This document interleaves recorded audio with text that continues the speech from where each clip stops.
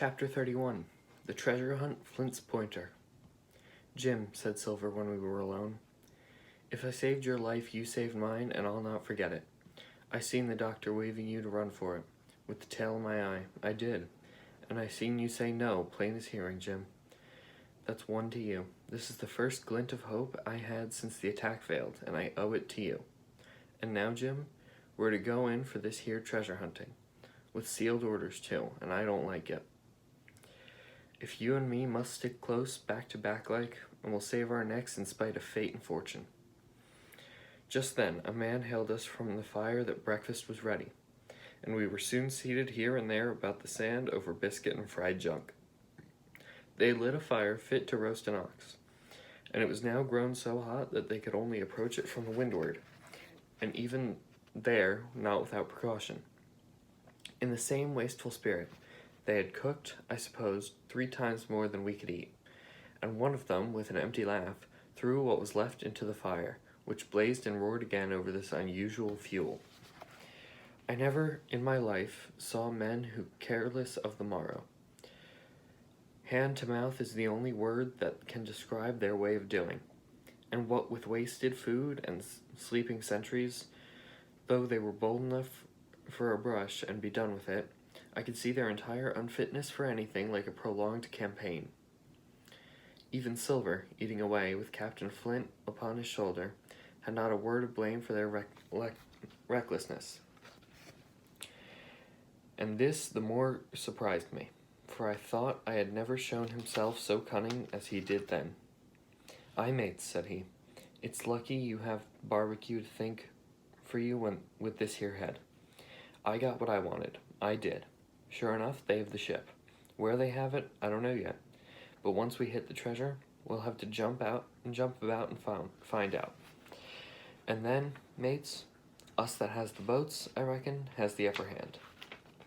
Thus he kept running on, with a mouthful of hot bacon. Thus he restored their hope and confidence, and I, more than suspect, repaired his own at the same time. "As for hostage," he continued, "that's his last talk, I guess, with them he loves so dear. I got my piece of news, and thank ye to him for that, but it's over and done. I'll take him in a line when we go treasure hunting, for we'll keep him like so much gold, in case of accidents, you mark, and in the meantime, once we got the ship and treasure both and off to sea like jolly companions, why then we'll talk Mr. Hawkins over. We will, and we'll give him his share, to be sure, for all his kindness."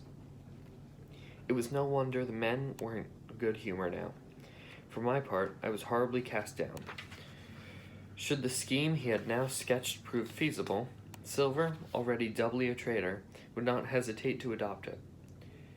He had still a foot in either camp, and there was no doubt he would prefer wealth and freedom with the pirates to a bare escape from hanging, which was the best he had to hope on our side. Nay, and even if things so fell out that he was forced to keep his faith with Dr. Livesey, even then, what danger lay before us? What a moment that would be when the suspicions of his followers turned to certainty, and he and I should have to fight for dear life. He, a cripple, and I, a boy, against 5 strong and active seamen. Add to this double apprehension the mystery that still hung over the behavior of my friends, their unexplained desertion of the stockade, their inexplicable cession of the chart, or harder still to understand, the doctor's last warning to Silver: "Look out for squalls when you find it." And you will readily believe how little taste I found in my breakfast, and with how uneasy a heart I set forth behind my captors on the quest for treasure. We made a curious figure. Had anyone been there to see us, all soiled in sailor clothes, and all but me armed to the teeth. Silver had 2 guns slung about him, one before and one behind, besides the great cutlass at his waist and a pistol in each pocket of his square-tailed coat. To complete his strange appearance, Captain Flint sat perched upon his shoulder and gabbling odds and ends of purposeless sea talk. I had a line about my waist and followed obediently after the sea cook, who held the loose end of the rope, now in his free hand, and now between his powerful teeth. For all the world, I was led like a dancing bear. The other men were variously burthened, some carrying picks and shovels, for that had been the very first necessary that they brought ashore from the Hispaniola, others laden with pork, bread, and brandy for the midday meal. All the stores, I observed, came from our stock, and I could see the truth of Silver's words the night before. He had not struck a bargain with the doctor. He and his mutineers, deserted by the ship, must have been driven to subsist on clear water and the proceeds of their hunting. Water would have been little to their taste. A sailor is not usually a good shot. And besides all that, when they were so short of eatables, it was not likely that they would be very flush of powder. Well, thus equipped, we all set out, even the fellow with the broken head, who should certainly have kept in shadow and straggled, one after another, to the beach, where the 2 gigs awaited us. Even these bore trace of the drunken folly of the pirates, one in a broken thwart, and both in their muddy and unbaled condition. Both were to be carried along with us for the sake of safety, and so, our numbers divided between them, we set forth upon the bosom of the anchorage. As we pulled over, there was some discussion on the chart. The Red Cross was, of course, far too large to be a guide, and the terms of the note on the back, and you will hear admitted of some ambiguity. They ran, and the reader may remember thus: tall tree, spyglass shoulder, bearing a point to the north of north-northeast. Skeleton Island east-southeast and by east, 10 feet. A tall tree was thus the principal mark. Now, right before us, the anchorage was bounded by a plateau from 200 or 300 feet high, adjoining on the north of the sloping southern shoulder of the spyglass and rising again towards the south into the rough, cliffy eminence called the mizzenmast hill. The top of the plateau was dotted thickly with pine trees of varying height. Every here and there, one of a different species rose 40 or 50 feet clear above the neighbors, and which of these was the particular tall tree of Captain Flint could only be decided on the spot, and by readings of the compass. Yet, although that was the case, every man on board the boats had picked a favorite of his own ere we were halfway over. Long John alone shrugging his shoulders and bidding them wait till they were there. We pulled easily, by Silver's directions, not to weary the hands prematurely, and after quite a long passage, landed at the mouth of the second river, that which runs down a woody cleft of the spyglass. Thence, bending to our left, we began to ascend the slope towards the plateau. At the first outset, heavy, miry ground and a matted, marish vegetation greatly delayed our progress, but little the hill began to steepen and become stony underfoot, and the wood change its character and grow into more open order. It was, indeed, a most pleasant portion of the island that we were now approaching. A heavy scented broom and many flowering shrubs had almost taken the piece of grass. Thickets of green nutmeg trees were dotted here and there with the red columns and the broad shadow of the pines, and the first mingled their spice with the aroma of the others. The air, besides, was fresh and stirring, and this, under the sheer sunbeams, was a wonderful refreshment to our senses. The party spread itself abroad, in a fan shape, shouting and leaping to and fro.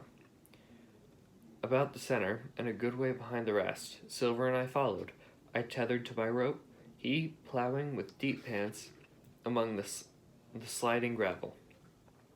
From time to time, indeed, I had to lend him a hand, or he must have missed the footing and fallen backward down the hill. We had thus proceeded for about half a mile, and were approaching the brow of the plateau, when the man upon the farthest left began to cry aloud, as if in terror. Shout after shout came from him, and the others began to run in his direction. "He can't have found the treasure," said old Morgan, hurrying past us from the right, "for that's clean atop." Indeed, as we found when we had also reached the spot, it was something very different.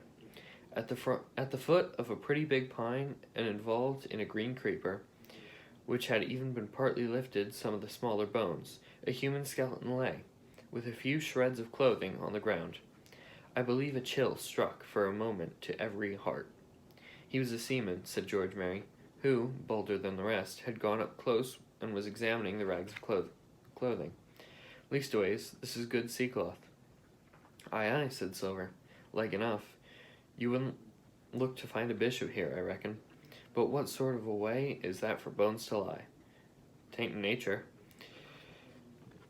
Indeed, on a second glance, it seemed impossible to fancy that the body was in a natural position, but for some disarray, the work, perhaps, of the birds that had fed upon him, or the slow-growing creeper that had gradually enveloped his remains. The man lay perfectly straight, his feet pointing in one direction, his hands, raised above his head like a diver's, pointing directly in the opposite. I've taken a notion to my old numbskull, observed Silver. Here's the compass. Here's the tip-top point of the skeleton island, sticking out like a tooth. Just take a bearing, will you, along the line of them bones. It was done. The body pointed straight in the direction of the island, and the compass read duly, east-southeast by east of the island. I thought so, cried the cook. This here is a pointer. Right up there is our line for the pole star and the Jolly Dollars. But by thunder, if it don't make me cold inside to think of Flynn. This is one of his jokes, and no mistake, him and the sixth was alone here. He killed 'em, every man, and this one he hauled here and laid down by compass, shivered my timbers. They're long bones, and the hair's been yellow. Aye, that would have been Allardyce. You mind Allardyce, Tom Morgan? Aye, aye, returned Morgan. I mind him. He owed me money, he did, and he took my knife ashore with him. Speaking of knives, said another, why don't we find his lying around? Flint weren't the man to pick a seaman's pocket, and the birds, I guess, would leave it be. By the powers, and that's true, cried Silver. There ain't a thing left here, said Mary, still feeling round the bones. Not a copper nor baccy box. It don't look natural to me. No, by gum, it don't, agreed Silver. Not natural nor not nice, says you. Great guns, messmate. But if Flint was living,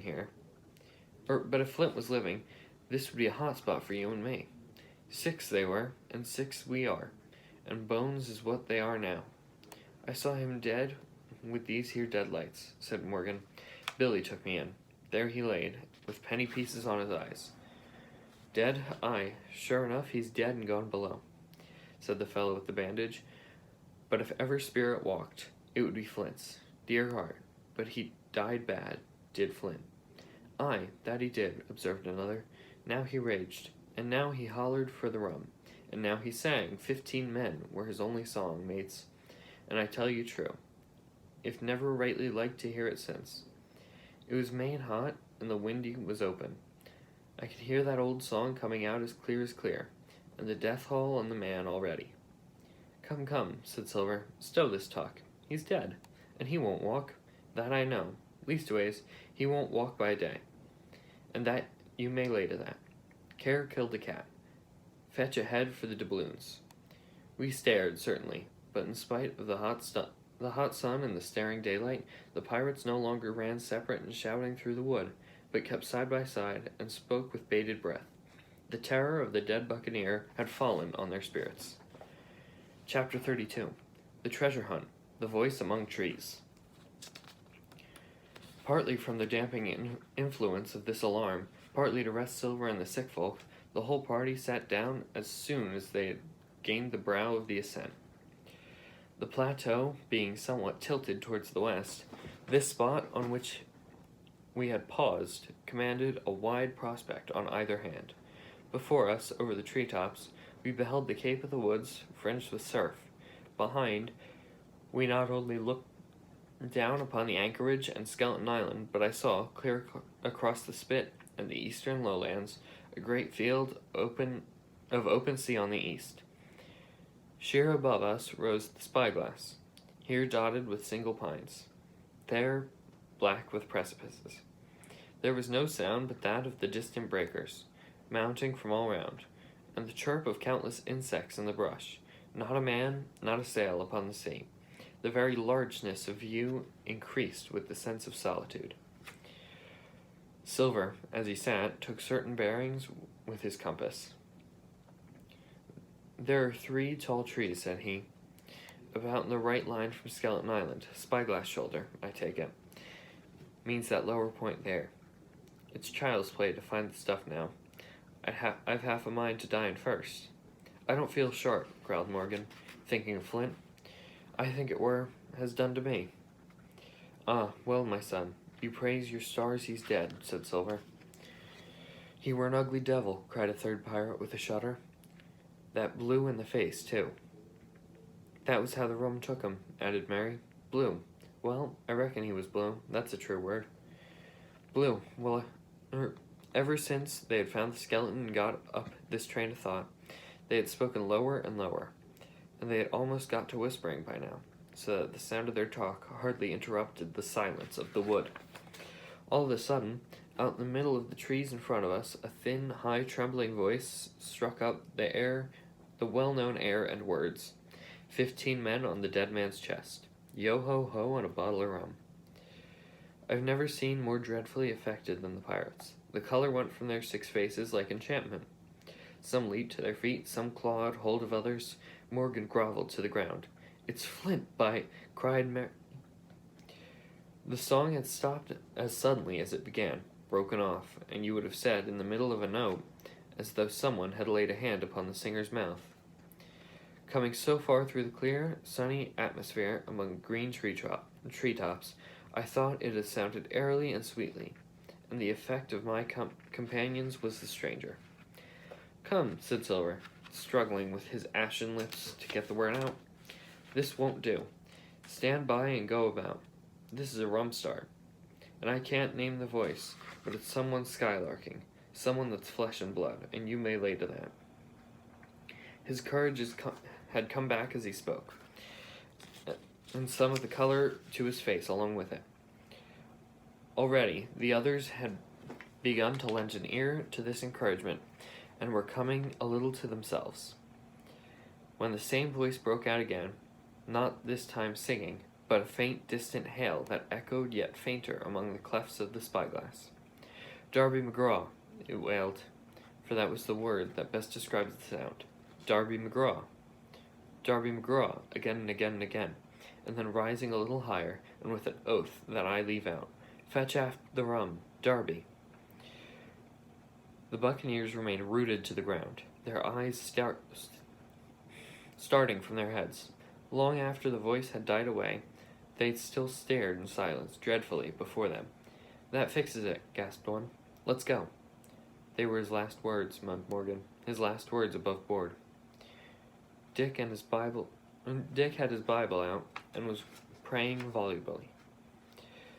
They had been well brought up, had Dick, before he came to sea and fell among bad companions. Still, Silver was unconquered. I could hear his teeth rattle in his head, but he had not yet surrendered. "Nobody in this here island ever heard of Darby," he muttered. "Not one but us that's here." And then, making a great effort, "Shipmates," he cried, "I'm here to get that stuff, and I'll not be beat by man or devil. I never was feared of Flint in his life, and by the powers I'll face him dead. There's 700,000 pound, not a quarter of a mile from here. When did ever a gentleman of fortune show his stern to that much dollars for a boozy old seaman with a blue mug, and him dead too?" But there was no sign of reawakening courage in his followers, rather, indeed, a growing terror at the irreverence of his words. "Belay there, John," said Mary. "Don't you cross the Sparrow?" And the rest were all too terrified to reply. They would have run away severally if they dared, but fear kept them together, and kept them close by John, as if his daring helped them. He, on his part, had pretty well fought the weakness down. "Sparrow? Well, maybe," he said, "but there's one thing not clear to me. There was an echo. Now, no man ever seen a spirit with a shadow. Well then, what's he doing with an echo to him? I should like to know. That ain't in nature, surely." This argument seemed weak enough to me, but you can never tell what will affect the superstitious. And to my wonder, George Merry was greatly relieved. "Well, that's so," he said. "You've a head upon your shoulders, John, and no mistake about shipmates. This here crew is on a wrong tack, I do believe. And come to think of it, I was like Flint's voice, I grant you, but not just so clear a way like it. After all, it was like her somebody else's voice now. It was like her, by the powers, Ben Gunn, roared Silver. Aye, and so it were, cried Morgan, springing on his knees. Ben Gunn it were. It don't make much odds, do it now? Asked Dick. Ben Gunn's not here in the body any more, Flint. But the older hands greeted this remark with scorn. Why, nobody minds Ben Gunn, cried Mary. Dead or alive, nobody minds him. It was extraordinary how their spirits had returned and how the natural color had revived in their faces. Soon they were chatting together, with intervals of listening, and not long after, hearing no further sound, they shouldered the tools and set forth again, Mary walking first with Silver's compass to keep them on the right line with Skeleton Island. He had said the truth. Dead or alive, nobody minded Ben Gunn. Dick alone still held his Bible, and looked around him as he went, with fearful glances. But he found no sympathy, and Silver even joked him on his precautions. I told you, said he. I told you you'd spoiled your Bible. If it ain't no good to swear by, what do you suppose a spirit would give for it? Not that. And he snapped his big fingers, halting a moment on his old crutch. But Dick was not to be comforted. Indeed, it was soon plain to me that the lad was falling sick, hastened by heat exhaustion and the shock of his alarm. The fever, predicted by Dr. Livesey, was evidently growing swiftly higher. It was fine open walking here, upon the summit. Our way lay a little downhill, for, as I have said, the plateau tilted towards the west. The pines, great and small, grew wide apart, and even between the clumps of nutmeg and azalea, wide open spaces baked in the hot sunshine. Striking, as we did, pretty near northwest across the island, we drew, on one hand, ever nearer under the shoulders of the spyglass, and on the other, looked ever wider over that western bay where I had once tossed and trembled upon the coracle. The first of the tall trees was reached, and by the bearing provided the wrong one. So, with the second, the third rose nearly 200 feet into the air above a clump of underwood, a giant of a vegetable, with a red column as big as a cottage, and a wide shadow around in which a company could have maneuvered. It was conspicuous far to see both on the east and west, and might have been entered as a sailing mark upon the chart. But it was not the size that impressed my companions. It was the knowledge that 700,000 pounds of gold lay somewhere buried below its spreading shadow. The thought of the money, as they drew nearer, swallowed up with their previous terrors. Their eyes burned in their heads. Their feet grew speedier and lighter. Their whole soul was bound up in that fortune, that whole lifetime of extravagance and pleasure, that lay waiting there for each of them. Silver hobbled, grunting on his crutch. His nostrils stood out and quivered. He cursed like a madman when the files settled on the hot and shiny countenance. He plucked furiously at the line that he held to him, and from time to time turned his eyes upon me with a deadly look. Certainly, he took no pains to hide his thoughts, and certainly I read them like a print. In the immediate nearness of the gold, all else had been forgotten. His promise as the doctor's warning were both things of the past, and I could not doubt that he hoped to seize upon the treasure, find and board the Hispaniola under cover of night, cut every honest throat about this island, and sail away as he had at first intended, laden with crimes and riches. Shaken as I was with these alarms, it was hard for me to keep up with the rapid pace of the treasure hunters. Now and again I stumbled, and it was then that Silver plucked so roughly at the rope and launched at me his murderous glances. Dick, who had dropped behind us and now brought up the rear, was babbling to himself both prayers and curses, and his fever kept rising. This also added my wretchedness, and to crown all, I was haunted by the thought of the tragedy that had once been acted on that plateau. when that ungodly buccaneer with that blue face, who died at Savannah, singing and shouting for drink, had there, with his own hand, cut down his 6 accomplices. The grove that was now so peaceful must then have rung with cries, I thought, and even with the thought I could believe I heard it ringing still. We were now at the margin of the thicket. "Huzza, mates, all together," shouted Mary, and the foremost broke into a run.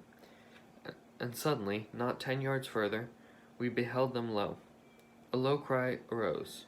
Silver doubled his pace, digging away with the foot of his crutch like one possessed, and next moment he and I had come to a dead halt. Before us was a great excavation, not very recent, for the sides had fallen in and the grass had sprouted on the bottom. In this were the shaft of a pick broken in 2, and one of those boards I saw, branded with a hot iron, the name Walrus, the name of Flint's ship. It was clear to all probation. The cash had been found and rifled. The £700,000 were gone.